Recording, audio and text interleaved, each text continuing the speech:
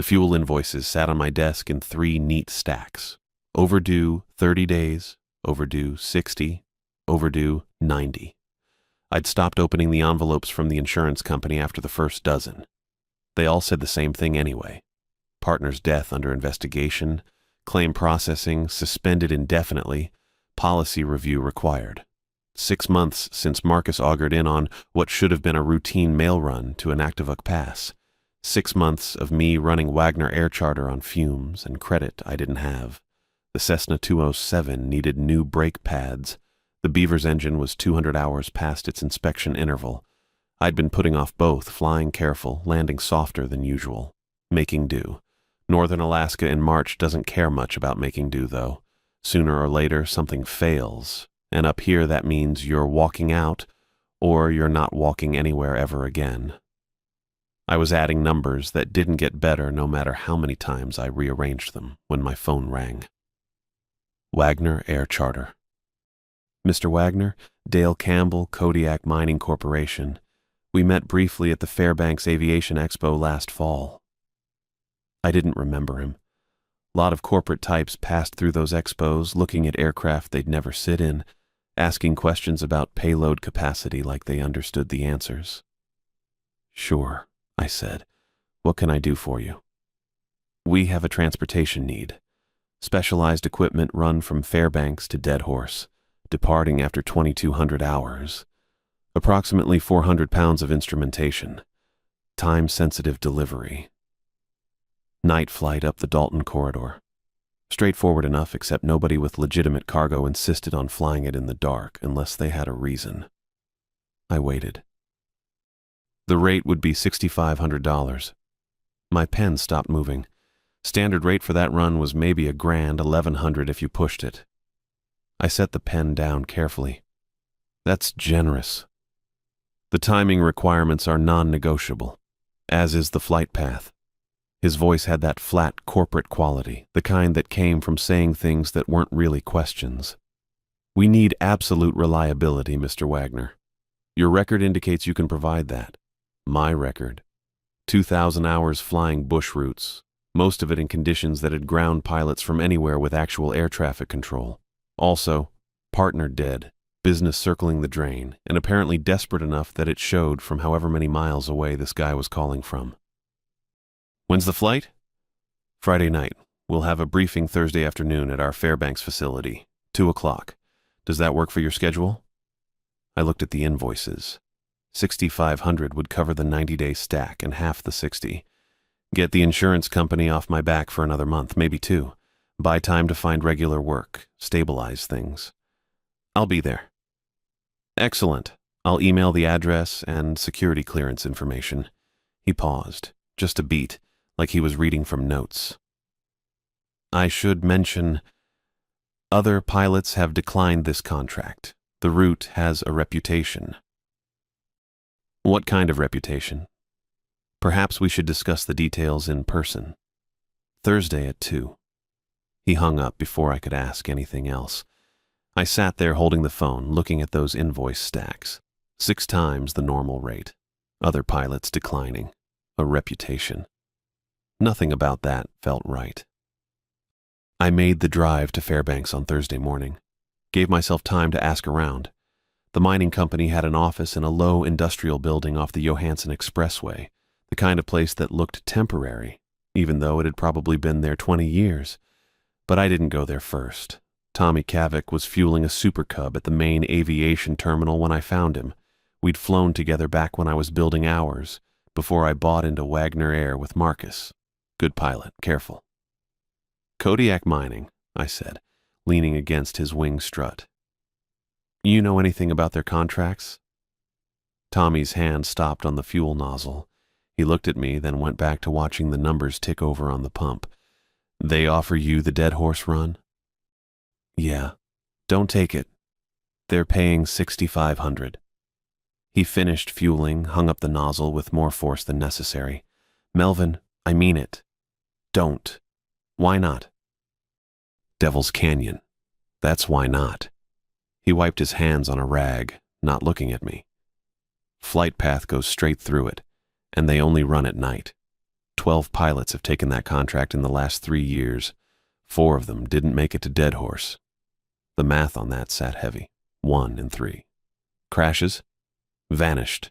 No mayday, no ELT signal, no wreckage. Just gone. He finally met my eyes. Ben Thoreau took the contract last October. You remember Ben?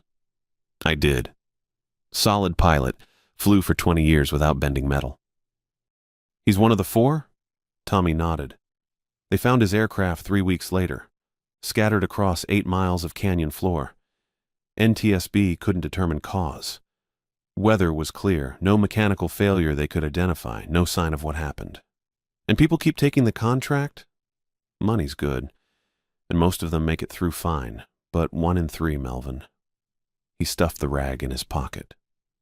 Your call. Just wanted you to know. I went to the briefing anyway. The Kodiak mining office had that generic corporate feel. Gray carpet, white walls, fluorescent lights humming overhead. Campbell met me in the lobby himself. Tall guy, soft around the middle, suit that probably cost more than my monthly fuel budget. He shook my hand with the grip of someone who'd learned it from a training seminar. Mr. Wagner, appreciate your punctuality. He led me to a conference room with a map of Alaska spread across one wall. The Dalton Highway corridor was marked in blue, running north from Fairbanks to Dead Horse. A red section highlighted Devil's Canyon, maybe 40 miles of the route where the terrain pinched in tight. Coffee? I'm good. Campbell sat, folded his hands on the table. You've heard about the canyon. Wasn't a question. I nodded. Then you understand why the rate reflects additional risk. He slid a folder across the table. Standard contract. Liability waivers, insurance documentation, payment terms. You'll note we carry a substantial policy on all contractors. Your designated beneficiary would receive $200,000 in the event of an incident. $200,000. More than the business was worth at this point. More than my life insurance policy, which I'd let lapse 2 months back when I couldn't make the premium. You're paying me to maybe die? We're paying you to follow instructions precisely. He pulled an envelope from his jacket, white, letter-sized, sealed with the company logo printed across the flap. These are your flight rules, 8 of them, non-negotiable. He set the envelope on the table between us. Didn't slide it over, just placed it there like it might be fragile. Pilots who follow these rules complete the route safely. Those who don't. He adjusted his glasses. The canyon has been problematic since 1967. Aircraft vanish. We've found a method that mitigates the risk. What kind of method? Open the envelope. I broke the seal. Single sheet of paper inside. 8 rules typed in clean block text. 1. Maintain altitude of exactly 2,500 feet through the canyon. Do not deviate. 2. Monitor emergency frequency, 121.5.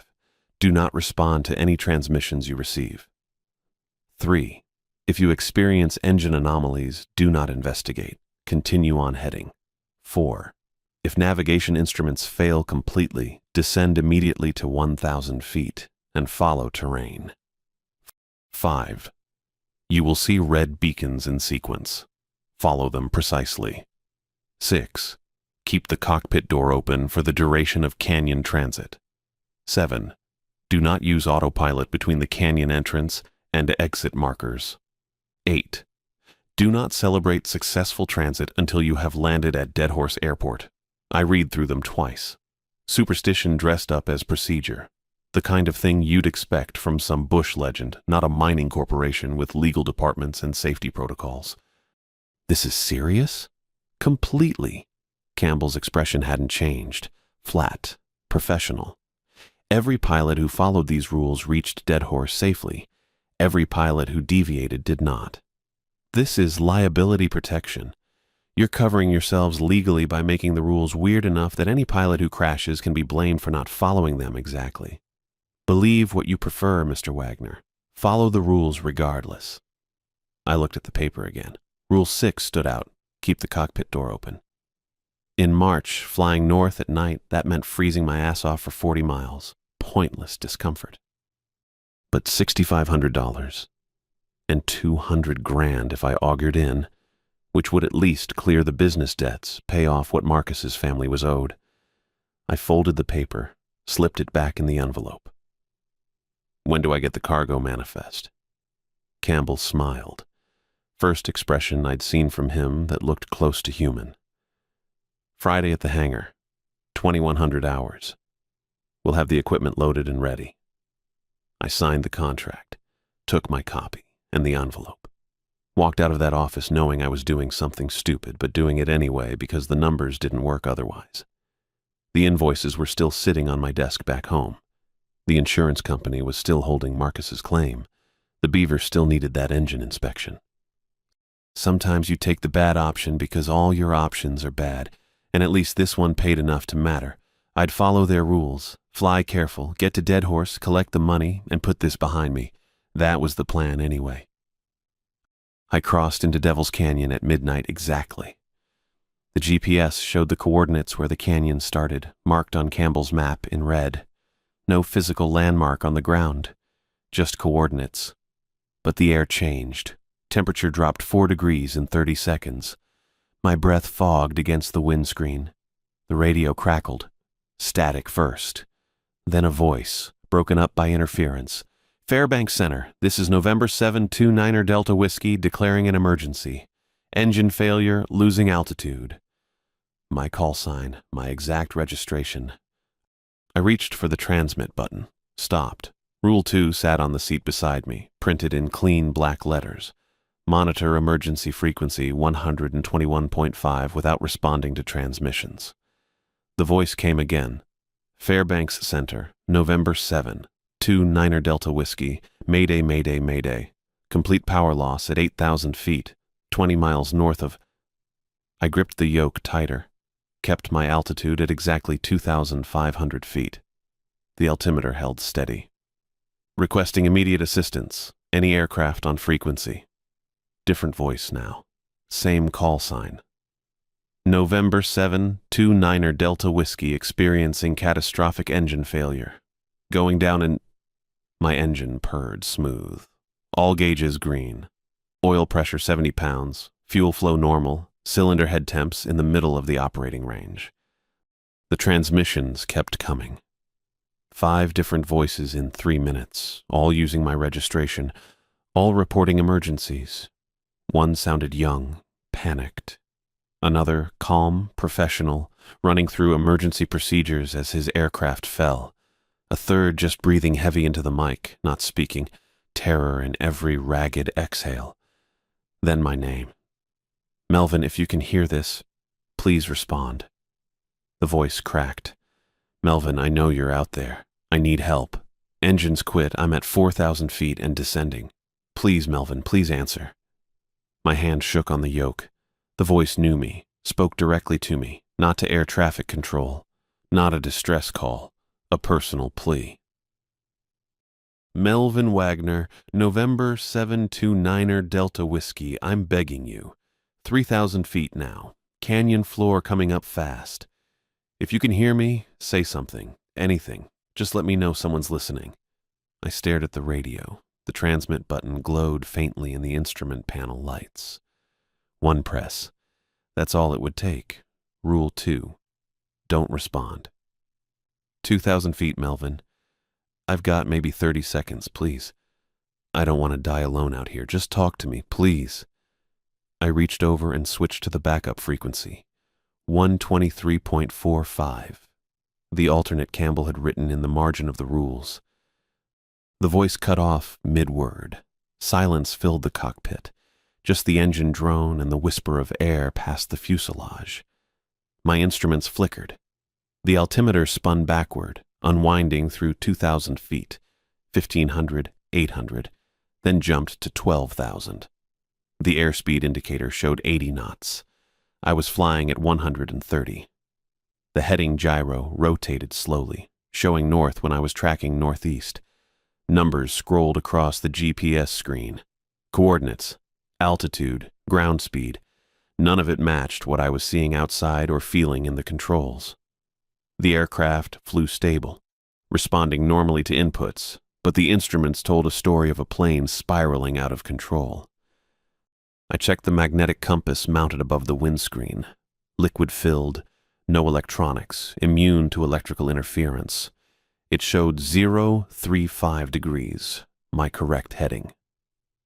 The GPS cycled through another set of readings. Altitude negative 200 feet. Impossible. I'd be underground. Then I recognized the pattern. I'd seen these numbers before. In accident reports, Ben Thero's Cessna, the one Tommy mentioned, showed exactly these readings in the last 30 seconds of recorded flight data. Altitude negative 200 feet. Ground speed 420 knots. The NTSB called it instrument malfunction, sensor failure, but the numbers were right here on my panel. The GPS flickered again. New data. Altitude 6,200 feet, descending at 3,000 feet per minute. Those were from the Twin Otter that went down in '98. I'd read about it in trade publications. Pilot never made a distress call, just fell out of the sky with no explanation. My actual instruments, the ones that mattered, the ones that worked on physics, not electronics, told me I was straight and level at 2,500 feet. The turn coordinator showed wings level. The attitude indicator displayed the horizon exactly where it should be. Outside the windscreen, stars hung steady above the canyon rim. I flew by the backup instruments, ignored the GPS, ignored the digital displays, trusted the gyros and the magnetic compass and what I could see. The engine coughed. One cylinder missing. I felt it in the yoke, a slight vibration that hadn't been there before. The tachometer needle wavered, dropping 50 RPM, recovering, dropping again. Another cylinder cut out. The vibration increased. Engine running rough now, power fluctuating. I scanned the gauges. Fuel pressure steady. Magnetos firing. Oil pressure holding. Third cylinder gone. The engine shook hard enough to rattle the instrument panel. I throttled back, trying to smooth it out. Didn't help. Fourth cylinder quit. I was running on 2 out of 6 now, barely making enough power to maintain altitude. Rule 3. Continue on heading despite engine anomalies. I didn't touch anything. Didn't switch fuel tanks, didn't adjust mixture, didn't cycle the magnetos. The rules said continue. So I continued. The engine ran like contaminated fuel was flowing through it. Water in the tanks, maybe. Or bad gas, full of sediment. But I'd fueled up that morning with clean Avgas. Watched them pump it from the truck, checked the sumps myself for water contamination. Fifth cylinder stuttered and died. The whole aircraft shook. I was flying on 1 cylinder now, the propeller barely turning over, windmilling more than pulling. Altitude started dropping. 2,400 feet, 2,300. I pushed the yoke forward slightly, trading altitude for airspeed, trying to stretch the glide. The canyon floor was 1,500 feet below me. If the last cylinder quit, I had maybe 3 minutes before impact. Rule 3. Continue on heading. The red beacons appeared ahead. Lights mounted on the canyon walls, spaced a quarter-mile apart, marking the route through. Rule 5 said, follow them in sequence. I aimed for the first one. The last cylinder caught again. Rough, missing every third compression but firing. Then the second cylinder came back online. Third. Fourth. Within 30 seconds, all 6 cylinders were running smooth like nothing had happened. Power restored. Altitude climbing back to 2,500 feet. I checked the gauges again. Everything normal. Engine temp, oil pressure, fuel flow, all exactly where they should be. My hands were shaking. Through the windscreen, I saw wreckage on the canyon floor, scattered aluminum catching moonlight, bright against the dark rock. A wing section, mostly intact, with registration numbers still visible. November 8-4. Bravo Charlie. I didn't recognize it. More wreckage ahead. A tail section crumpled against a boulder, the vertical stabilizer bent at 90 degrees. Fresh paint. No weathering. but the metal was corroded like it had been there for years. Fuselage debris spread across 100 yards of canyon floor. Some pieces looked decades old, oxidized and deteriorating. Others appeared recent, paint still glossy, metal still bright. All of it in the same crash site, like aircraft from different eras had fallen in exactly the same spot. I counted 4 distinct tail numbers in the wreckage below me. 4 different aircraft, scattered together, metal twisted and torn. The moonlight made it all look silver and black, a graveyard stretching along the canyon bottom. The altimeter needle started spinning again, but different this time. Not the backward rotation from earlier. This was chaos. The needle swept from 2,500 feet to 8,000 in 3 seconds, then dropped to 400, then jumped to 11,000. No pattern, no logic, just the needle whipping around the dial while I held steady altitude, wings level, engine running smooth. I tapped the glass. Old habit. Useless. The gauge showed 15,000 feet. I could see canyon walls on both sides, maybe 300 feet away. The reading climbed to 18,000 while I flew straight through a corridor of rock that couldn't exist above 5,000 feet elevation.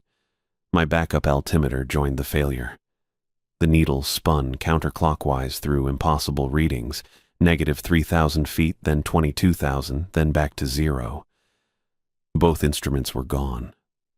The GPS screen flickered. Coordinates dissolved into static, then displayed a position 200 miles north of my actual location, then showed me over the Pacific Ocean. The ground speed reading switched to 700 knots. Altitude showed negative 5,000 feet. Then the screen went black. I pressed the power button. Nothing.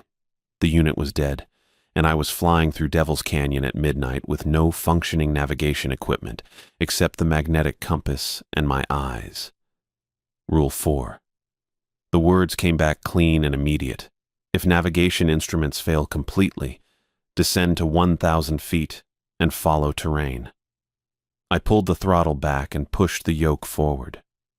The Cessna's nose dropped, and the vertical speed indicator showed 500 feet per minute descent. At least that gauge still worked. The altimeter needles kept spinning uselessly, so I counted seconds and watched the canyon walls rise on either side as I came down. 30 seconds. I leveled off, scanning the terrain. The canyon floor was maybe 200 feet below, scattered with wreckage I'd seen earlier. The walls pressed closer here, narrowing to what looked like half a mile across. This was the tightest section yet. Red lights appeared ahead, not the quarter-mile spaced beacons from before. These were closer together, maybe 100 yards between each one, forming a line that curved through the narrowest part of the canyon.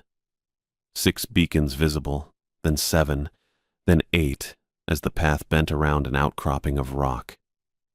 The lights were brighter than the previous ones, more focused, like runway edge markers, but mounted on the canyon walls at my altitude.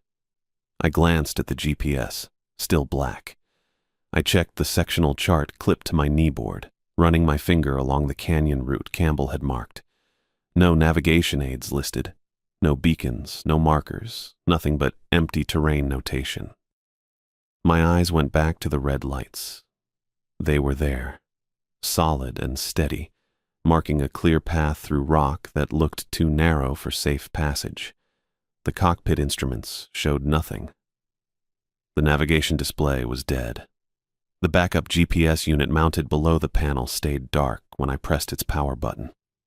According to every piece of equipment I owned, those beacons didn't exist. I followed them anyway.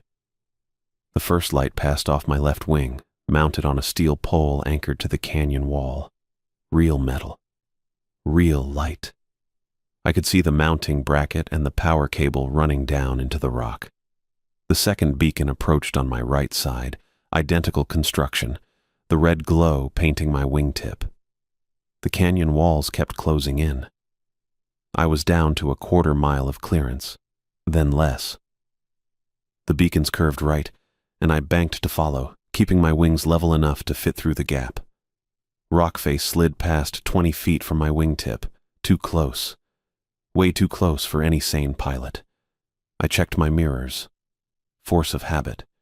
Clearing my six, making sure nothing was coming up behind me. The normal canyon route was gone. Where the main corridor should have been, where I'd flown in from, there was just solid rock wall. No gap. No opening. The entire passage I'd used to enter the canyon had sealed itself while I wasn't looking. Just blank stone, weathered and ancient like it had always been there. I was trapped. The only way out was forward, following beacons that didn't officially exist, through a gap that kept getting narrower. The temperature gauge on my panel read 42 degrees. I had the heater running full blast, both vents aimed at the windscreen to prevent fog. But my breath was condensing anyway, forming white clouds that hung in the air. I exhaled again. Thicker fog. I could see it clearly in the red glow from the beacons. The temperature gauge dropped to 38, then 34. I cranked the heater knob even though it was already maxed out, checking the control cable tension. Everything was set to full heat, 30 degrees. My fingers started going numb inside my gloves. I flexed them on the yoke, keeping circulation moving. The windscreen was fogging over from my breath despite the heater blast. I wiped it with my sleeve and the moisture was cold, nearly frozen. 26 degrees. I could see my breath with every exhale now. Thick white clouds that drifted back toward the passenger cabin. The metal yoke was cold enough to feel through my gloves. My feet were numb in my boots. 22 degrees, below freezing. The windscreen was icing over on the inside, frost forming in the corners and spreading inward. I kept wiping it clear with my sleeve, but the ice kept building. My hands were shaking from the cold. The 9th beacon passed. The 10th. The canyon was opening up slightly ahead. I could see the walls spreading apart, maybe half a mile of clearance coming up. The beacons led straight through the widening gap. My engine coughed. Not the cylinder-by-cylinder failure from before. This was different. A single rough cough, then smooth running, then another cough 3 seconds later. The engine died. Complete silence. The propeller windmilled in the airstream, spinning free without power, making a soft whistling sound. All 6 cylinders were dead. No sputtering, no missing, just instant total failure. My airspeed started bleeding off. 130 knots. 125. The nose wanted to drop, but I held it level, converting altitude to distance. I had maybe 200 feet between me and the canyon floor. Not enough for a landing, barely enough for a controlled crash. Rule 7. Keep cockpit door open during canyon transit. The door was already open. Had been since I entered the canyon. I'd left it unlatched like the rules specified, and it had drifted open on its own about 10 minutes back. I reached for the magneto switches anyway, going through the restart procedure. Both mags off, then back to both. Mixture rich. Throttle forward half an inch. Fuel pump on. I hit the starter. The propeller turned over. Slow cranking. The engine didn't catch. I tried again. The starter motor whined and the propeller rotated through 6 blades without firing. The airspeed read 110 knots. The windmilling prop was creating drag, slowing me down faster than a clean glide. I had maybe 30 seconds before I'd have to put it down on the canyon floor. I released the starter and sat in the silence. That's when I heard the voices. They came from behind me, from the passenger cabin. Male voices, 2 of them, talking in normal conversational tones like they were sitting in the seats discussing the flight. Fuel flows off. Check the selector again. I checked it twice. We're pulling from the mains. Then why's the gauge showing empty? I turned in my seat. The passenger cabin was empty. 4 seats, all vacant, no people, no cargo except the sealed containers Campbell's crew had loaded, strapped down in the rear section. Try switching tanks. We've got maybe 5 minutes before. It's not the tanks, Danny. Something's wrong with the feed line. The voices were clear. Not radio transmission, not recording. Actual voices in the cabin, close enough that I could hear the worry in their tone. One voice was younger, maybe mid-20s. The other was older, steady, trying to stay calm. "We're not gonna make Dead Horse. We need to set down." "Where? Look at the terrain. There's nowhere to put it." My hands were frozen on the yoke. The airspeed read 105 knots. The canyon floor was coming up, and I was listening to two dead men discuss navigation problems in a flight that had already ended in wreckage somewhere below. "Try the restart procedure again. Mags off, then both." "I did that 3 times. She's dead." Movement behind me. Not sound, exactly. Displacement. Air shifting where it shouldn't. I kept my hands on the yoke, didn't turn around. The voices continued their technical discussion about fuel selector positions and empty gauges, but now footsteps creaked across the cabin floor. 2 distinct patterns. One heavier, deliberate. One lighter, quicker. The airspeed indicator showed 98 knots. Maybe 20 seconds before I'd need to commit to putting her down on whatever section of canyon floor looked flattest.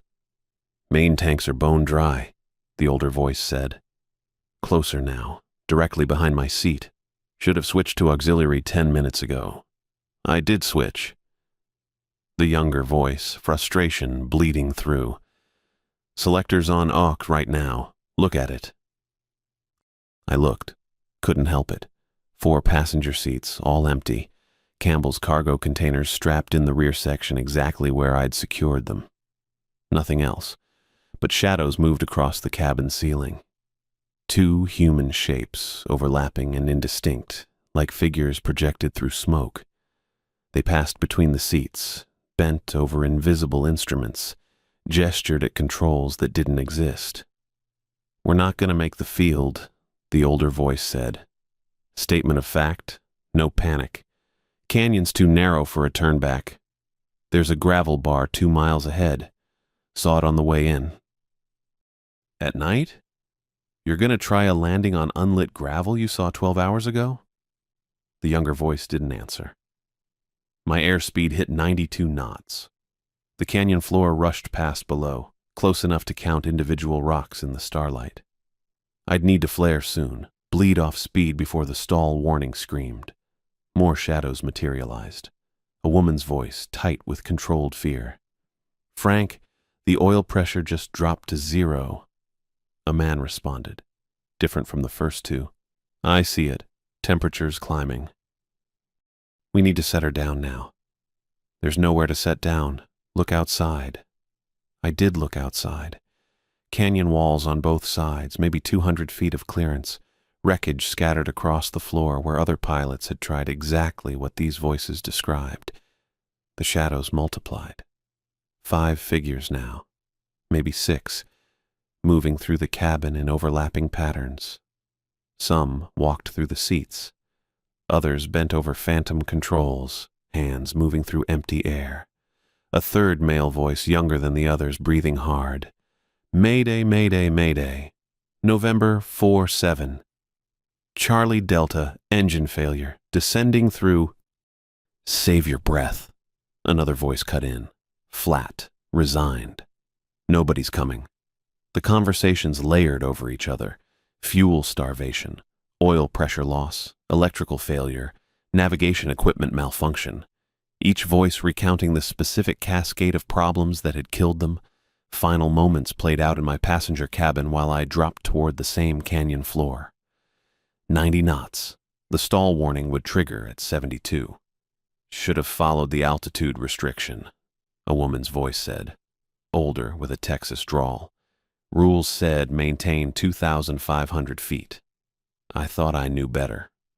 "We all thought we knew better," the first older voice responded. "That's why we're here." My engine caught. Single cylinder firing, then another, then all 6 roaring back to full power without any input from me. The propeller bit air, thrust building, airspeed stabilizing at 90 knots, then climbing. I pushed the throttle forward. The Cessna responded, nose lifting, altimeter winding upward through 1,200 feet, 1,500, 2,000. The voices faded, not cut off, just diminishing, like someone slowly turning down a radio. The shadows remained visible in my peripheral vision, seated now, occupying all 4 passenger positions. I could see the cabin structure through them.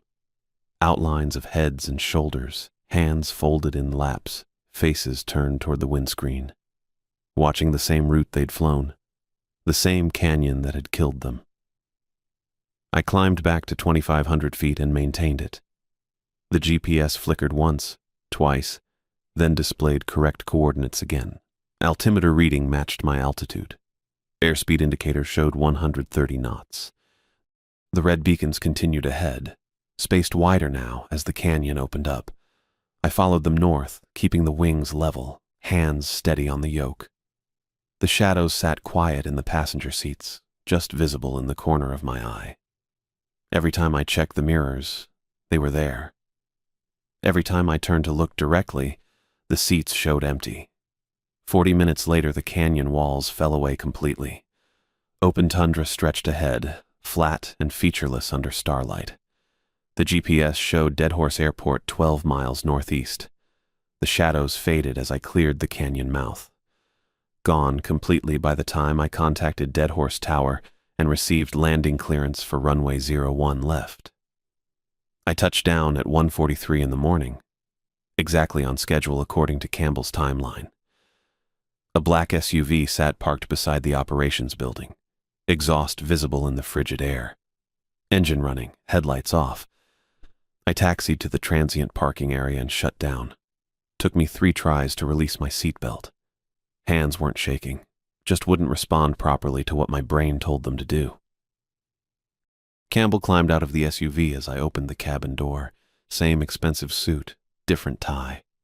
He walked across the ramp with his hands in his pockets, breath fogging in the -20 air. "Any problems?" he asked. I looked at him. Didn't trust my voice yet. "You followed the rules." "Not a question. Otherwise, you wouldn't be here." "What the hell is that route?" I managed. Campbell glanced toward the south, where Devil's Canyon lay 40 miles away in the darkness. "A necessary corridor. Our mining claims are inaccessible by road, and daylight flights through that terrain have a worse safety record than night flights following the protocol." "The voices?" "You heard them." He nodded. "Most pilots do. Some see them too." "They were discussing how they died." "Yes." Campbell pulled a folded check from his inside pocket. "We've sent 23 pilots through the canyon this year. 7 have returned. You're number 8. I stared at him. 16 pilots didn't make it back. 16 pilots didn't follow the rules completely. Some deviated from altitude. Some responded to radio transmissions. Some tried to troubleshoot their engines instead of maintaining heading. He held out the check. The ones who followed every instruction exactly reached Dead Horse safely, without exception. I took the check. $6,500, made out to Wagner Air Charter. "You're running a system that kills 2 out of 3 pilots. We're offering a contract that pays extremely well for following specific instructions. What pilots choose to do with those instructions is their decision." Campbell turned back toward the SUV. "We'll need another flight next Thursday. Same route, same rate. Let me know by Monday if you're interested." He drove away before I could respond, taillights disappearing around the operations building. I stood on the frozen ramp holding a check worth more than my last 4 jobs combined, thinking about 16 sets of wreckage scattered across 40 miles of canyon floor. I held the check between numb fingers, watching Campbell's breath fog in the Arctic air. "Why this route?" He stopped with his hand on the SUV door. Turned back. "Geography." He said it flat, no embellishment. "Devil's Canyon provides the only viable flight path to our northern operations. 30 miles of mineral deposits accessed through 40 miles of haunted airspace." The wind carried ice crystals across the ramp. I waited. We surveyed every approach. Campbell walked 3 steps back toward me. "Helicopter range insufficient. Road construction cost projected at $400 million through permafrost and canyon walls. Winter ice roads collapse in the spring melt. Sled transport takes 8 days one direction." He gestured at my Cessna. Night flights through the canyon deliver cargo in 3 hours. Despite what's in there, he pulled his collar higher. The phenomena started in '67 when prospectors first reported anomalies, compass deviations, radio interference, missing survey teams. His breath came faster. Mining equipment disappeared. Supply drops vanished. 4 aircraft went down in the first year alone. My thumb traced the check's printed amount, $6,500. The rules came from survivors. Campbell's voice dropped. Trial and error. Every pilot who made it through reported what worked, what kept them alive. He counted on gloved fingers. Maintain 2,500 feet altitude. Don't respond to emergency transmissions. Continue on heading regardless of instrument readings. Follow the beacons. He lowered his hand. Each rule got refined when someone survived to explain what they did different. And the ones who didn't follow them? Contributed different data. No hesitation, no shame. We learned what kills pilots. Altitude deviations, radio responses, engine troubleshooting, closed cockpit doors. He met my eyes. Every crash taught us something. The operations building lights hummed against the darkness. I thought about 16 sets of wreckage scattered across 40 miles of frozen canyon floor. You're feeding pilots into that canyon. My voice came out steady, conversational, systematically. We're offering contracts. Campbell adjusted his tie. Voluntary employment at premium rates with comprehensive briefings and established safety protocols. He pulled a leather folder from his coat. Pilot deaths qualify as operational expenses. Tax deductible. Insurance covers the policies. We budget 8 to 10 fatalities annually. 8 to 10. The number sat there between us, visible as our frozen breath. Paying survivors costs less than alternatives. He opened the folder, showed me spreadsheets, columns of numbers. Your $6,000 run versus $400 million in road construction. 20 successful flights at $50,000 total versus 8 years of sled transport. His finger traced the calculations. Even accounting for life insurance payouts, aircraft replacement, and NTSB investigations, night flights maintain profitability. I looked at the spreadsheet, saw line items labeled pilot attrition and survivor bonuses and wreckage recovery, neat categories, clean accounting. The rules work. Campbell closed the folder. Every pilot who follows instructions exactly reaches dead horse. No exceptions. Those who improvise, who trust their training over the protocol, who think they know better. He gestured south toward the canyon. They contribute to the wreckage analysis.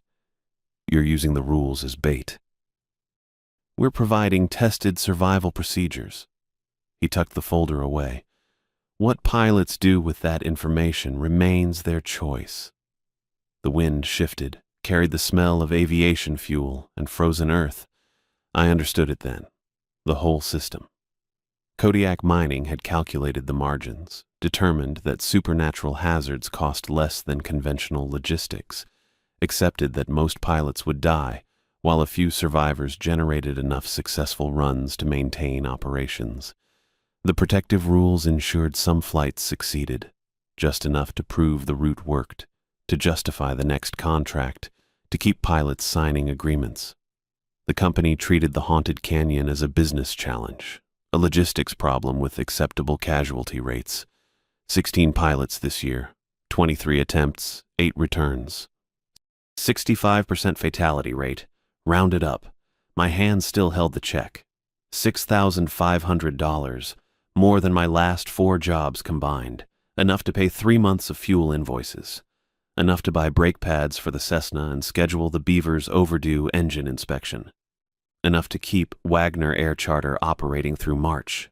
Blood money. I knew it, recognized it, understood exactly what I was holding. Campbell watched me with the patience of someone who'd seen this calculation performed before. The Thursday flight pays the same rate.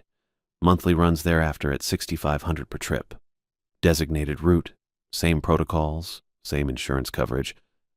How many pilots you got running this? Currently 3, including you. Lost 2 in November. 1 quit after his first run. He pulled out his phone, checked something. Monthly runs generate reliable income. 12 flights annually at $78,000 total compensation. $78,000. I thought about Marcus's insurance claim suspended 6 months, about the 90-day overdue invoices stacked on my desk, about the Beaver's engine running 200 hours past inspection interval, every flight risking catastrophic failure because I couldn't afford the $15,000 overhaul. I thought about the voices in my passenger cabin discussing their deaths, about shadows moving through empty seats, about the woman who said they'd all thought they knew better than the rules. I need the contract. My voice sounded distant. Someone else's words. Campbell produced the leather folder again. Different document this time. Monthly service agreement. First Thursday of each month, weather permitting. Same cargo, same route, same compensation. He handed me a pen. Insurance beneficiary information transfers from your initial contract. The pen felt heavy. I read through the terms. 12 flights, $78,000, life insurance policy active for each individual flight, liability waivers, NTSB cooperation clauses, next of kin notification procedures. Standard operational language for systematically sacrificing pilots. I signed it, signed my name on 3 pages, initialed 4 more, dated the final sheet January 19th at 1:57 a.m. Campbell collected the documents, slid them into the folder, extended his hand. First monthly flight scheduled for February 2nd. Cargo loading at 2100 hours Fairbanks. I shook his hand. His grip was warm despite the cold. Follow the rules exactly. He released my hand. Every time. No variations. Understood. He walked to the SUV, climbed in, started the engine. The headlights came on, illuminating the frozen ramp and my aircraft in the operations building. He drove away without looking back. I stood there holding the check and watching his taillights disappear south toward the highway. 12 flights at 65% fatality rate meant I had maybe 4 successful runs before the statistics caught me. Maybe 5 if I stayed lucky. Maybe I'd beat the odds entirely, join the 3% who survived a full year of monthly transits. Or maybe I'd end up as a voice in someone else's passenger cabin, discussing fuel system failures and navigation errors while they flew through my wreckage. I folded the check, tucked it in my jacket pocket, and walked back to my aircraft to begin pre-flight for the return trip south. I stood there with Campbell's check in my jacket pocket, the contract pages spread across the SUV's hood, and the numbers ran through my head whether I wanted them to or not. 6,500 per run. 12 runs a year if I lasted. 78,000 total if the odds didn't catch me first. The math on the other side was simpler. 3 stacks of invoices sitting on my desk back in Anchorage, organized by how long the fuel suppliers had been waiting. The Beaver's engine 200 hours past inspection with metal shavings starting to show up in the oil filter. Marcus's insurance claim suspended indefinitely while the company found creative ways to avoid paying out on a crash they couldn't explain. Wagner Air Charter had maybe 6 weeks left before the suppliers stopped extending credit and started filing liens. I picked up the pen Campbell had left on the hood. Black ink, expensive weight, company logo stamped on the barrel. My fingers were still numb from the cockpit cold and the pen felt awkward in my grip. Campbell stood beside his SUV with the engine running, not pushing, just waiting. He'd done this before. He knew how the calculation worked because he'd watched other pilots make it. The thing was, refusing wouldn't change anything. Campbell had 3 pilots now, including me. If I walked away, he'd have 2. By next week, he'd have 3 again because there were always guys like me, experienced enough to handle the flying, desperate enough to ignore the wreckage count, broke enough that 6,500 looked worth the risk. Tommy Kavik had told me 4 out of 12 pilots vanished. Campbell's spreadsheet said 16 dead this year with 7 survivors. The numbers didn't match because Kavik was counting a longer time frame, but the ratio stayed consistent. Most didn't make it. Some did. The company budgeted for both outcomes and kept operating because dead pilots cost less than building roads through permafrost. If I said no, some other broke charter operator would say yes. Probably within 48 hours, Campbell would make the same offer, show the same spreadsheet, explain the same rules. That pilot would either follow the instructions and survive, or improvise and join the wreckage. Either way, Kodiak Mining would get their cargo through Devil's Canyon. My refusing didn't save anyone. It just meant I went bankrupt while someone else took the contract. I'd survived the canyon by doing exactly what Campbell's rules specified: 2,500 feet altitude through the marked corridor. Emergency frequency monitored but never answered. Heading maintained regardless of instrument failures. Red beacons followed in sequence. The rules had worked because I'd trusted them completely. Even when every piece of training I'd ever received said troubleshoot the engine, respond to the Mayday calls, climb above the terrain. 20 years of flying had taught me protocols designed to keep pilots alive in normal airspace. Devil's Canyon wasn't normal. The rules Campbell provided came from trial and error, from pilots who'd survived long enough to explain what they'd done right, and from crash investigations showing what the dead had done wrong. Maintain altitude, don't respond, keep flying, follow the beacons. Every pilot who'd followed those instructions exactly had reached Dead Horse. Campbell had been clear about that. No exceptions. The protocol worked if you trusted it. But 16 pilots hadn't trusted it this year. 16 had decided their training mattered more than Campbell's rules, or panicked when instruments failed, or responded to voices using their registration numbers. 16 had made logical decisions based on sound aviation practice. All 16 were dead. I'd made it because I'd ignored my training and followed instructions I didn't understand. Because I'd sat there with my engine dying and my navigation equipment showing impossible readings and done nothing except maintain heading. Because I'd heard voices discussing their deaths in my passenger cabin and kept flying instead of trying to figure out what was happening. The cost of my survival was understanding that system. 7 pilots had made successful runs, 16 had died. Campbell's budget accommodated both numbers because the successful runs generated enough value to offset the fatal ones. I was one of 7. Not because I was better than the 16, because I'd followed arbitrary rules while they'd trusted their experience. Standing on the Dead Horse ramp at 2 a.m. with Arctic wind cutting through my jacket, I understood exactly what Campbell was offering. Monthly income that would cover my fuel invoices, pay for the Beaver's engine overhaul, maybe even get the insurance company to release Marcus's claim once I demonstrated financial stability. All I had to do was fly through Devil's Canyon 12 times a year and trust that the rules would keep working. 65% fatality rate. Campbell's numbers, not mine. 8 to 10 pilots dead annually out of the pool they maintained. I'd survived 1 run. 12 more would take me through a full year of monthly contracts. Statistics said I wouldn't make it, but statistics were averages across all the pilots Campbell hired, including the ones who panicked or improvised or decided their training mattered more than the protocol. The survival rate for pilots who followed the rules exactly was different. Campbell claimed it was 100%.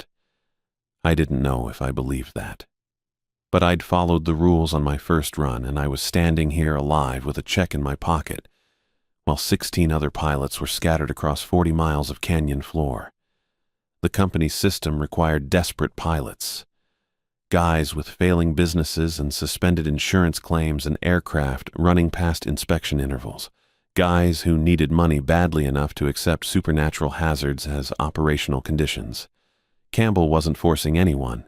He was offering contracts to people who'd already run out of better options. I was one of those people. Had been since Marcus crashed 6 months ago, and the insurance company started finding reasons to delay payment. Other pilots would keep taking these contracts whether I did or not. The difference was I'd already survived once. I knew what to expect now. The radio transmissions using my registration, the instrument failures, the engine cutting out, the voices in the passenger cabin. None of it had killed me because I'd followed the protocol. 12 more runs, 6,500 each. Maybe I'd beat the statistics entirely. Maybe I'd be the 3% who survived a full year. Maybe I'd join the voices. But my refusing didn't change the system. It just meant someone else filled my slot while my business collapsed. I looked at the contract, standard monthly service agreement, same cargo, same route, same compensation, insurance beneficiary information, liability waivers, NTSB cooperation clauses, next of kin notification procedures. Campbell had prepared this before I'd even landed. He'd known I would sign. My hand was steadier now. The pen felt normal weight. I put the tip to the signature line on the first page and wrote my name. Moved to the second page and initialed the margin. Third page, another signature. Fourth through seventh pages, initials on each. Final page required signature and date. I signed Melvin Wagner in the space provided, then wrote January 19th at 1:57 a.m. on the date line. Campbell took the pages, folded them into thirds, and slid them into his leather folder. First run is February 2nd, cargo loading at 2100 hours in Fairbanks, same hangar. I'll be there. Follow the rules exactly, no variations. Understood. He climbed into the SUV and drove away across the frozen ramp, taillights disappearing toward the access road. I stood there holding nothing now, both hands empty. The check was in my jacket pocket. The contract was in Campbell's folder. I'd committed to flying Devil's Canyon 12 times in the next year, betting my life each time that the rules would protect me while other pilots died.